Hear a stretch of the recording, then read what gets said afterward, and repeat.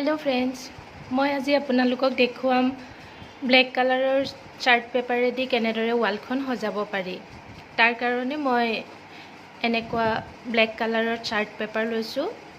एटा double tape लैसु जेतु दुयोफाले आठा थाके आरु एखन केंचि।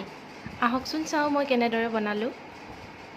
तार कारणे मैं प्रथमते एटा डट पेनेरे এনেদৰে আপুনি দেখিছে চাগে পাতৰ আকৃতিৰে কেটামান পাত আঁকি লৈছো। এতিয়া মই কেঁচি দি কাটি লম। এনেদৰে পাতৰ আকৃতিত কেঁচিৰে কাটি লব আৰু এনেদৰে গছৰ ঠাৰি বনাব পৰাকৈ এনেদৰে কেঁচিৰে দি কাটি লৈছো। মই এনেদৰে উৰি থকা চৰাইৰ নিচিনা আকৃতিত কাগজখিলা কাটি লৈছো। মই সকলোখিনি এনেদৰে কাটি ললো। ওয়ালত জি লগাম। মই বহুত সাইডে টেপটো এনেদৰে সৰু সৰু আকাৰে কেঁচিৰে কাটি ললো আৰু লগাবলগীয়া পাতখিলাৰ পিছফালে এনেদৰে লগাই ললো আৰু ওয়ালত লগোৱাৰ আগত ইয়াৰ কাগজখিলা আঁতৰাই দিম।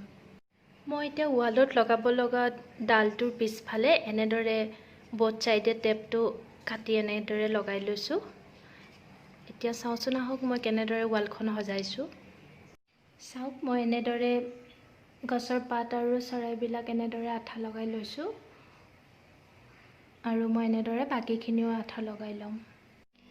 এয়া চাওক ওয়ালত লগোৱা কমপ্লিট হৈ গৈছে।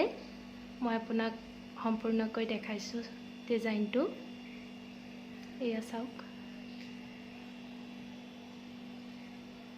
এনেদৰে অতি কম খৰচতে চাৰ্ট পেপাৰেদি আপুনি ঘৰৰ ওয়ালখন এনেদৰে ধুনীয়াকৈ সজাই ল'ব পাৰে। আপুনি আপোনাৰ মনৰ ইচ্ছাৰে ডিজাইন দি বনাব পাৰে। এয়া চাওক মই ঘৰৰ আন এখন ওয়ালো এনেদৰে চাৰ্ট পেপাৰেদি বনাই সজাই লৈছো।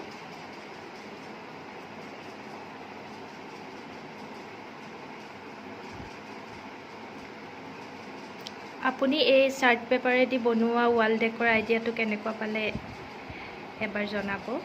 যদি ভাল পায় তেনেহলে মোৰ ইউটিউব চেনেলটো সাবস্ক্ৰাইব কৰিব, লাইক কৰিব আৰু শ্বেয়াৰ কৰিব। ধন্যবাদ।